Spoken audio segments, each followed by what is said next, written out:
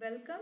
In this video, we will discuss about the polar vortex. So this is a geographical phenomena which is associated with a cold wave. So basically that is why we are actually studying this geographical phenomena, because it is considered that the US, the northern part of the United States, northern states in the Europe, they are going for a very harsh winter because of the breakdown of polar vortex. So in that scenario, we will try to learn more about what is polar vortex, what happens when the breakdowns happen, and some other scenario associated with it. So let's start.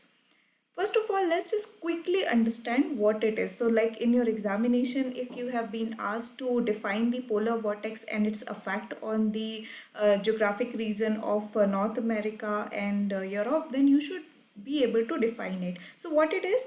So it's a whirling cone of low pressure over the pole. So this is actually what happens that on the pole, so both on the North Pole as well as South Pole, in the upper air circulation. So just remember, it is a upper air circulation. So when you are reading your NCERT of geography, you would have heard about the planetary movement of the wind across the globe. So in that case, you would have read about the winds which are on the surface, like your trade winds, westerly, easterlies. Similarly, there is also air which moves around in the upper air circulation, that is like in the upper atmosphere. And this particular, your polar vortex is actually a jet stream. So basically a polar jet stream, kind of in a whirlpool way, swims around the pole. So in the Arctic pole, it will be a polar vortex. So it will keep on swirling because of the Coriolis effect. So there is a Coriolis effect of Earth, like when the Earth rotates, it exert a force. So the Earth rotate on its axis, right? So it exert a force due to rotation, and that is called as Coriolis force, and that effect is called as Coriolis effect. So because of it, what's happened? The jet stream, the polar jet stream, which is like moving in the upper air circulation, will be like very steady. It will keep on swirling around the polar area. So this is how your polar vortex it is vortex because of the Coriolis effect. It will keep on swirling around, and it is a low pressure area. Just remember that. What is the characteristic of it? It will be a low pressure area.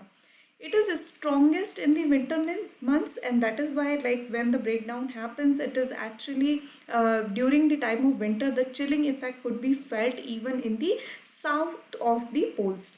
It is caused due to increased temperature contrast between the polar regions and the mid latitude. So why exactly the what you can say, the polar vortex become very strong during the winter? It is because of the contrast. So the mid latitudes will be warmer as compared to the extreme drop in temperature at the pole. So because of the contrast, increase in the contrast during the winter month, that is why actually the it becomes more strong during the winter months. And just for your information, this one spins in the stratosphere. So I just mentioned this is actually upper air circulation, then it's actually in the stratosphere. So just remember. So when you are actually reading your atmospheric layers, you must remember that troposphere is the one where most of the atmosphere as we know of it exists, and then come the stratosphere, the same layer in which we have the ozone. So over here, this polar jet stream or polar vortex also spins. Now let's move forward and try to understand some of the features of the polar vortex. So when the vortex is strongest, which is like during the winter month, the cold air is less likely to plunge deep into the North America or Europe. In other words, it forms a wall that protects the mid-latitude from the cold Arctic air. So let's go back and look at this diagram over here. So when this particular polar vortex is strong, you can see over here that it is mostly around the polar region only. So it will not move south. But on the other hand, if it is weak, it becomes wavy. You can see that it moves south and it is reaching the boundaries of US as well as Europe. So you can see this is what actually happened during the time of generally spring or summer when it becomes weak. But what has been seen right now in present scenario, because of another geographical phenomena associated with it, we can see that the polar vortex is becoming weak even during the winter months. So let's go ahead and try to see what happened. So occasionally the polar vortex is disrupted and weakens due to wave energy propagating upward from the lower atmosphere. So this is what happened. We just saw that it becomes wavy, right? So it becomes wavy, the polar vortex will move towards south, causing chilling effect in the region of your northern part of US, Canada, as well as over here in the northern Europe. When this happened, the stratosphere warmed sharply in the event known as sudden stratospheric warming in just few days miles above the Earth's surface.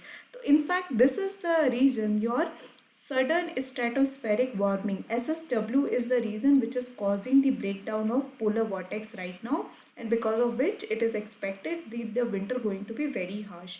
So breakdown of polar vortex happen because the stratosphere suddenly it becomes warm, and because it becomes warm it will like make the whole vortex wavy and it will move southward. So this is again something which is associated with sudden stratosphere warming.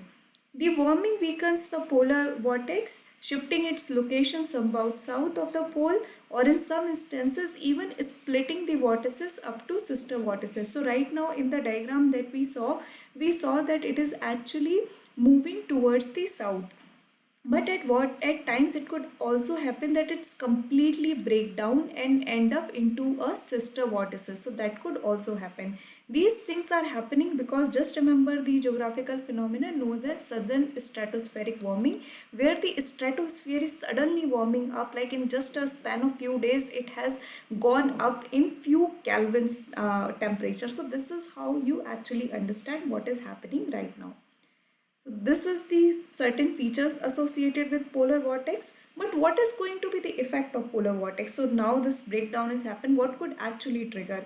So the split higher up in the atmosphere can give rise to both sudden and delayed effects. So there could be some effects which could be like right now which could be experienced, or there could be some lag also in the experience of the outcome, which much of it involves declining temperature and extreme winter weather in the eastern US along with northern and western Europe. So these are the places on earth which are going to experience extreme winter.